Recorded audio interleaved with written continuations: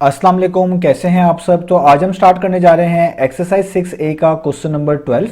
तो मेरे पास ये बुक 1 है जिसको हम D1 भी बोलते हैं और उसका ये अपडेटेड 7th एडिशन यानी न्यू एडिशन मेरे पास मौजूद है। और इस न्यू एडिशन का ये चैप्टर नंबर 6 चल रहा है। मैंने इस चैप्टर के नेम से एक सेपरेट प्लेलिस्ट बनाई हुई है, उसका लिंक भी नीचे डिस्क्रिप्शन में दिया हुआ है ताकि आप लोगों को इस चैप्टर से रिलेटेड तमाम सोल्यूशंस एक ही जगह पर आसानी से इसी प्लेलिस्ट में मिल सकें। इसके अलावा आपको डिस्क्रिप्शन में मेरे सोशल अकाउंट्स के लिंक यानी मेरी फेसबुक प्रोफाइल और मेरी इंस्टाग्राम प्रोफाइल का लिंक भी मिल जाएगा। आप इन्हीं अकाउंट्स के थ्रू अपने क्वेश्चंस को, सजेशंस को मुझ तक भी पहुंचा सकते हैं। तो आइए स्टार्ट करते हैं हम क्वेश्चन नंबर 12 को।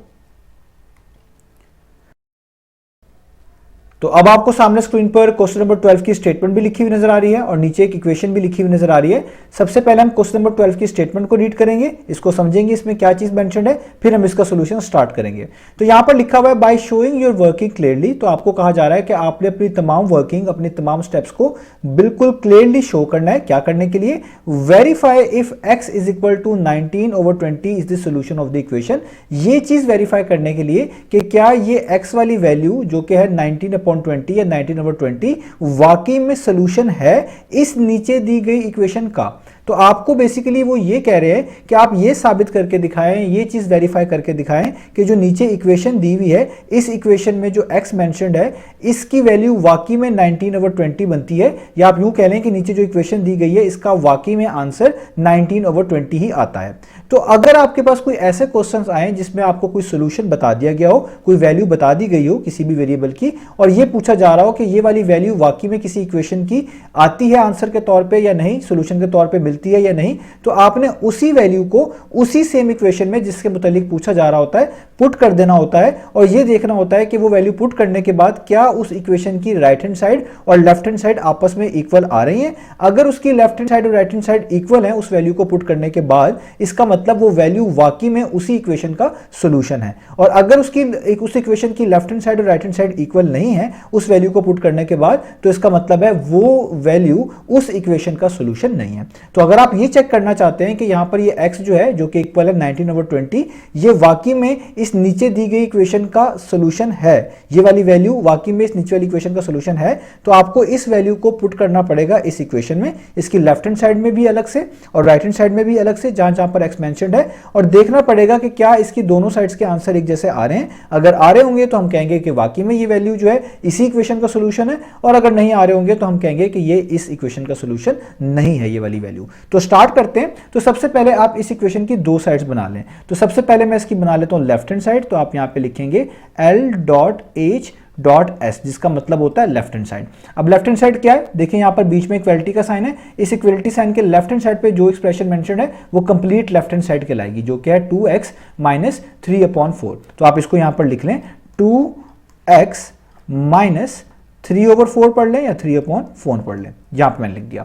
अब आपने करना क्या है? आपने जिस चीज को चेक करना है कि वाकई में वो इस इक्वेशन का सोल्यूशन बनती है वो वैल्यू के नहीं, उसी वैल्यू को इन दोनों साइड में पुट करवाना है। तो वैल्यू क्या है? वो है 19/20। तो आप यहां पे लिखेंगे कि पुट कर दें x की जगह पर 19/20। अब आपको इस लेफ्ट हैंड साइड में जो मैंने ऊपर लिख भी दी है, जहां जहां पर x नजर आ रहा है वहां पर 19/20 पुट कर दें। तो हम यहां पे लिखेंगे 2, इस x की जगह पर क्या आ जाएगा आपके पास 19/20। तो आप इसको इस तरह राउंड ब्रैकेट्स में लिख सकते हैं 19/20, राउंड ब्रैकेट क्लोज, माइनस का साइन, और आगे आप यहां पर लिख दें 3/4।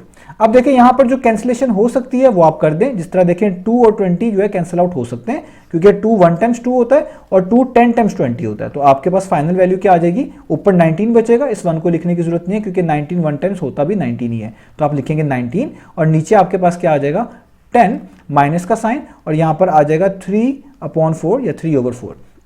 अब ये दो फ्रैक्शन हैं जो कि सिंपली सब्ट्रैक्ट हो रही हैं, और आपको पता है जब भी किसी दो फ्रैक्शन को ऐड करना हो, सब्ट्रैक्ट करना हो, तो आप एलसीएम की मदद लेते हैं। और एलसीएम यहां पर आपको किसका लेना पड़ता है? इन फ्रैक्शंस के डिनोमिनेटर का। तो आप पहले इन फ्रैक्शंस के डिनोमिनेटर का एलसीएम लेंगे, जिससे आपको कोई नंबर एलसीएम के तौर पर मिलेगा, और आपको यह पता चलेगा कि हम इनके डिनोमिनेटर्स को कैसे सेम बना सकते हैं उस नंबर की मदद से। और जब आप सेम बना लेंगे फिर आप इजीली इसको सॉल्व कर पाएंगे और आपको इसका आंसर पता चल जाएगा। तो 10 और 4 का आपने एलसीएम लेना है, तो मैं यहीं पर इसके नीचे ही इसका एलसीएम ले रहा हूं। आप इसको रफ वर्क में अलग से कर सकते हैं, आप इन दोनों नंबर्स को लिख लें 10,4। तो हमें ऐसा नंबर ढूंढना होता है जो कि प्राइम नंबर हो, सबसे छोटा नंबर हो और इन दोनों वैल्यूज को जो है वो डिवाइड करता हो कंप्लीटली। तो 2 सबसे छोटा प्राइम नंबर होता है जो 10 को और 4 को दोनों को डिवाइड करता है। तो आप यहाँ पे लिखेंगे 2 5 टाइम्स 10 और 2 2 टाइम्स 4। तो 5 और 2 को दोनों को कोई डिवाइड करने वाला कॉमन प्राइम नंबर मौजूद तो नहीं है, लेकिन 2 को डिवाइड करने वाला सबसे छोटा प्राइम नंबर 2 मौजूद है। तो हम यहाँ पर 2 से ही करेंगे स्टार्ट दोबारा से। तो हम यहाँ पे लिखेंगे 2 1 टाइम्स 2, क्योंकि 2 के टेबल में 5 नहीं आता तो 5 वैसे लिखेंगे।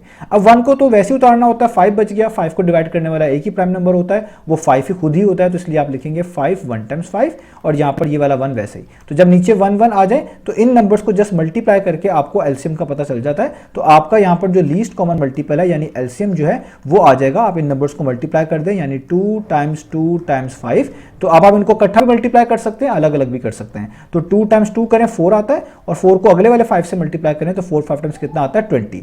अब ये एलसीएम जो है ये हमें क्या बता रहा है, ये एलसीएम हमें ये बता रहा है कि ऊपर जो आपके पास फ्रैक्शंस गिवन थी इनके डिनोमिनेटर्स को आप 20 जैसा बना सकते हैं, दोनों को 20 बना सकते हैं। तो ये एलसीएम आपको यही बताता है कि जो नंबर यहां पर मिलेगा इससे आपको अंदाजा हो जाता है कि इधर डिनोमिनेटर्स में किस चीज को बनाया जा सकता है, किस तरह इन दोनों को सेम बनाया जा सकता है। तो 20 आने का मतलब है आप 10 को भी 20 बना सकते हैं किसी नंबर से मल्टीप्लाई करवाकर और 4 को भी 20 बना सकते हैं। अब आप देखिए 10 को किससे मल्टीप्लाई किया जाए कि वो 20 बन जाए, जाहिर बात है 10 2 टाइम्स 20 होता है। तो जिस नंबर से नीचे मल्टीप्लाई करते हैं उसी से ऊपर मल्टीप्लाई करते हैं। तो जो ऊपर 19 लिखा हुआ है इसको भी आप 2 से मल्टीप्लाई कर दें और जो नीचे 10 लिखा हुआ है इसको भी 2 से मल्टीप्लाई कर दें ताकि नीचे 20 बन सके। आगे माइनस का साइन है तो 3 और 4 है, तो 4 को कैसे 20 बना सकते हैं, तो 4 5 टाइम्स 20 होता है। तो नीचे जो 4 लिखा हुआ है इसको भी 5 से मल्टीप्लाई कर दें और जो चीज नीचे करते हैं वो ऊपर करनी होती है। ऊपर 3 है तो 3 को भी किससे मल्टीप्लाई कर दें, 5 से मल्टीप्लाई कर दें। अब इनको आप सॉल्व करें तो देखिए ऊपर लिखा हुआ है 19 टाइम्स 2, तो 19 को 2 से आपने मल्टीप्लाई करना है तो आपके पास क्या आ जाएगा 38।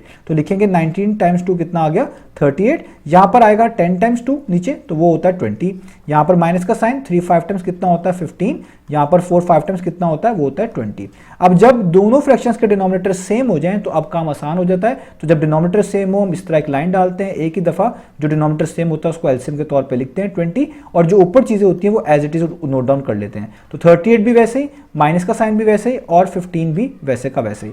अब जस्ट आपने 38 में से 15 को माइनस करना है। तो 38 माइनस 15 करें तो कितना आता है आपके पास, वो आता है 23 और नीचे आपके पास क्या आ जाएगा, आपके पास आ जाएगा 20।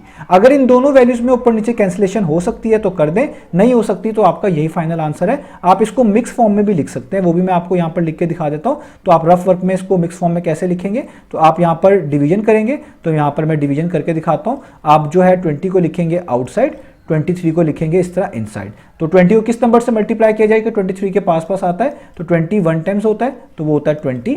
23 माइनस 20 कितना होता है 3। अब क्योंकि अगला कोई डिजिट उतारने वाला नहीं है नीचे तो आप यहीं पर रुक जाएंगे और अब यहीं से इसको मिक्स फॉर्म में कन्वर्ट कर लेंगे। कैसे कि जो चीज डिनोमिनेटर होती है उसको आप वैसे ही लिखेंगे 20 वैसे का वैसे ही, जो यहाँ पर क्वोशंट के तौर पर लिखा होता है उसको यहाँ पर होल पार्ट के तौर पर लिखेंगे और जो चीज रिमाइंडर के तौर पर बची होती है उसको यहाँ पर न्यूमरेटर में लिखेंगे। तो आप ये ऊपर वाला आंसर लिख लें या नीचे वाला लिख लें, दोनों सेम है। ऊपर बस फ्रैक्शन फॉर्म में, इसको हम मिक्स फ्रैक्शन फॉर्म बोलते हैं। तो आपकी लेफ्ट हैंड साइड का आंसर आ गया 23/20 या 1 होल 3/20। तो अगर हमारी राइट हैंड साइड का आंसर भी यही आ गया तो इसका मतलब जो x की वैल्यू थी 19/20 वो वाकई में ही जो है सॉल्यूशन है। तो अब हम यहां पर लेफ्ट हैंड साइड कर चुके हैं, अब हम राइट हैंड साइड भी कर लेते हैं। तो मैं यहां पर डिफरेंट कलर का यूज कर लेता हूं ताकि आपको चीज अच्छे से याद भी रहे। तो यहां पर अब मैं इसको जो है राइट हैंड साइड लिखने लगा हूं। तो मैं लिखूंगा r.h.s, ये राइट हैंड साइड है। तो अब देखिए राइट हैंड साइड क्या थी, जो इक्वलिटी साइन के राइट हैंड साइड पे लिखी हुई थी वो पूरी की पूरी राइट हैंड साइड कहलाएगी। तो यहां पे लिखा हुआ है 1/3x प्लस 5/6। अब यहां पर जस्ट आपने अगेन x की वैल्यू पुट करनी है। तो आप यहां पे लिखें कि put x is equal to, क्योंकि हम इस वैल्यू को चेक कर रहे हैं कि ये इस इक्वेशन का सोल्यूशन है कि नहीं है, तो आप x की जगह पे लिखेंगे 19/20, वही सेम वैल्यू जो ऊपर क्वेश्चन में भी आपको गिवन है। तो अब यहां पर मैं लिख लेता हूं, मैं इस इक्वलिटी साइन को थोड़ा सा बेहतर करके लगा लेता हूं ताकि आपके लिए कंफ्यूजन ना बने कोई भी। तो अब मैं यहां पर x की जगह पर 19/20 पुट करने जा रहा हूं। तो यहां पे लिखा हुआ है 1/3, इस x की जगह पर आप राउंड ब्रैकेट्स के अंदर लिख दें 19/20 राउंड ब्रैकेट क्लोज, प्लस का साइन और आगे आ जाएगा 5/6। अब इनको सॉल्व करते जाएं तो देखिए यहां पर कोई कैंसिलेशन तो नहीं होती।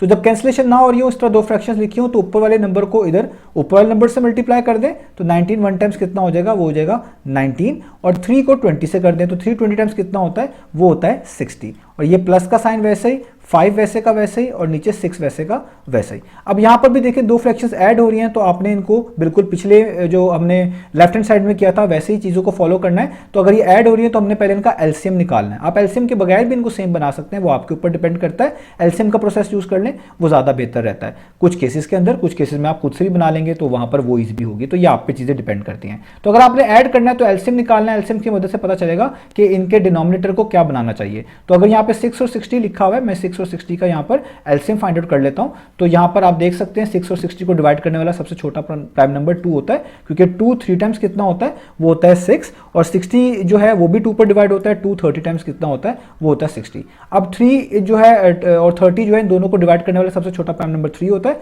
3 1 टाइम्स 3, और 3 को किससे करेंगे, 30 आ जाएगा, 3 10 टाइम्स 30। अब 10 बचा, 10 को प्राइम नंबर जो डिवाइड करता है सबसे छोटा वो 2 है। 2 5 टाइम्स 10, 1 वैसे का वैसे ही। अब यहाँ पर 5 बच गया, तो 5 से डिवाइड होगा, 5 1 टाइम्स 5, और ये 1 वैसे का वैसे। नीचे सारे 1 बन गए। अब इन नंबर्स को जस्ट मल्टीप्लाई कर दें, यही आपका लीस्ट कॉमन मल्टीपल होंगे, यानी एलसीएम होंगे। तो यहाँ पर क्या लिखा हुआ है, 2 3 2 और 5, तो आप लिख दें 2 टाइम्स 3 टाइम्स 2 टाइम्स 5।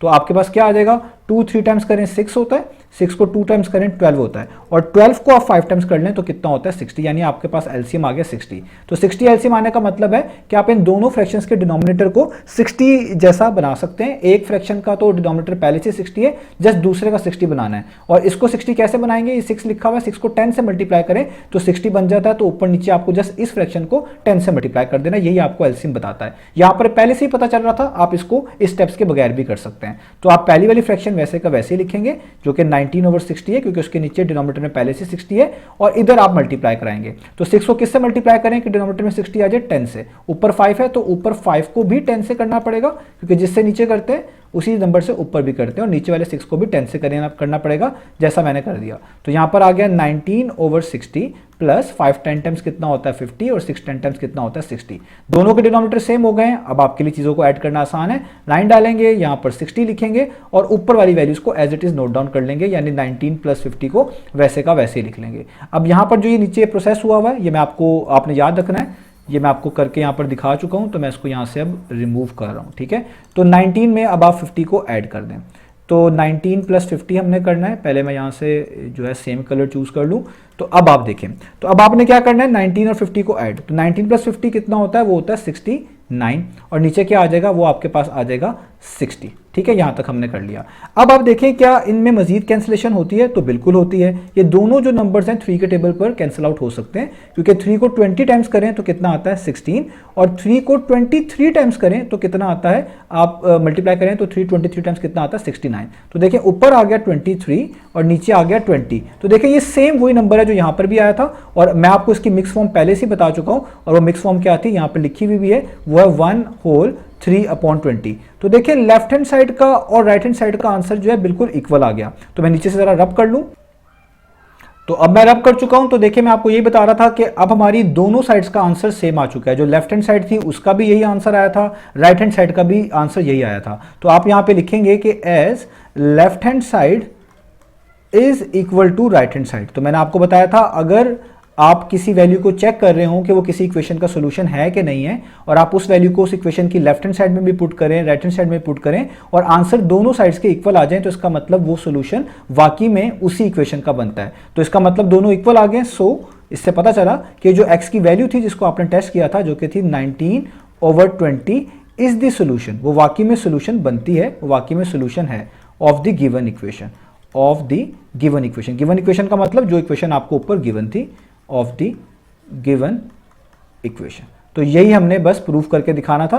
तो हमने अपने स्टेप्स के साथ क्लियरली इस बात को प्रूफ कर दिया है। तो ये आप ऊपर से देख भी सकते हैं, मैंने लेफ्ट हैंड साइड में अलग से आपको x की वैल्यू 19/20 पुट करके दिखाई है, राइट हैंड साइड में अलग से वैल्यूज को पुट करके दिखाई है, और दोनों को हम जब सॉल्व किया है तो हमें सेम वैल्यूज मिली हैं। तभी मैंने ये रिजल्ट निकाला है कि वाकई में 19/20 जो है इस इक्वेशन का सोल्यूशन बनती है, ये वैल्यू। तो उम्मीद है आपको चीज़ समझ आई होंगी। इंशाल्लाह अब नेक्स्ट वीडियो में मिलेंगे बाकी सोल्यूशंस के साथ।